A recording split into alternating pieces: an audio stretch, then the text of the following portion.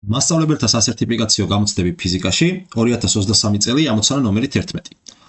ჰორიზონტალური ზედაპირიდან კუთხით გასროლილი სხეული დავარდა ამ ზედაპირზე.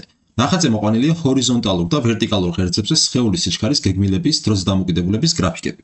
თავისუფალი ვარდნის საჩქარება არის 10 მეტრი/კვადრატიო და აგრეთვე გვითხრეს, რომ ჰაერის წინააღმდეგობასაც გავითვალისწინებთ.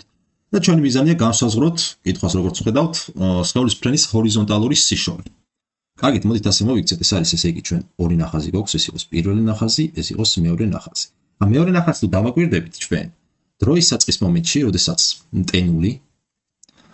ტენული უდრის ნულს, როგორც ხედავთ ამ დროს სხეულის სიჩქარე VY მდგენელი არის რაღაც V0 Y-ის ტოლი, დავარქოთ V0 Y, ესე იგი გვაქვს სიჩქარე ვერტიკალური სიჩქარე გვაქვს V0 Y-ის ტოლი, ხოლო როდესაც სხეული გავიდა დრო T უდრის 5 წამის შემდეგ, ესე იგი როდესაც T უდრის 5 წამს, როგორც მეორე ნახაზზე ხედავთ, ამ დროს სხეულის Y მდგენელი, ესე იგი VY ამ დროს ტოლი არის 0-ის ტოლი. შესაბამისად, 5 წამში ეს ჩვენი სხეული მაქსიმალურ სიმაღლეზე ასულა, ხო, რადგანაც მაქსიმალურ სიმაღლეზე სხეულის VY მდგენელი 0-ის ტოლი ხდება. შესაბამისად, დრო T ასვლის დრო ტოლი ყოფილა 5 წამის და გამომდინარე იქიდან, რომ ასვლის და ჩამოსვლის დროები ერთმანეთის ტოლი არის, T ჩამოსვლის დროც ტოლი იქნება 5 წამის.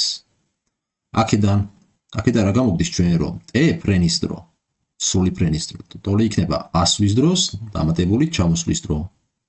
ეს ტოლი გამოდის T ასვლა არის 5 წამი, T ჩამოსვლაც 5 წამი. ამათი ჯამი მოგცემს 10 წამს.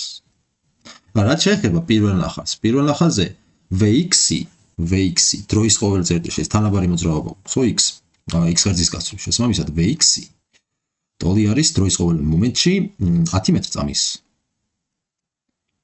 შესაბამისად, ფრენის სიშორე, ეს ფრენის სიშორე ტოლი იქნება VX გამრავლებული ფრენის დროზე, T ფრენა. ეს ტოლი იქნება VX, როგორც ხედავთ, არის 10-ის ტოლი, 10 გამრავლებული ფრენის დრო არის 10 წამი. 10 გამრავლებული 10-ზე მივიღებთ 100 მეტრს. შესაბამისად, საბოლოოდ თუ დავწერთ ჩვენ პასუხს, ფრენის სიშორე ტოლი ყოფილა 100 მეტრის. ეს კი არის პასუხი E.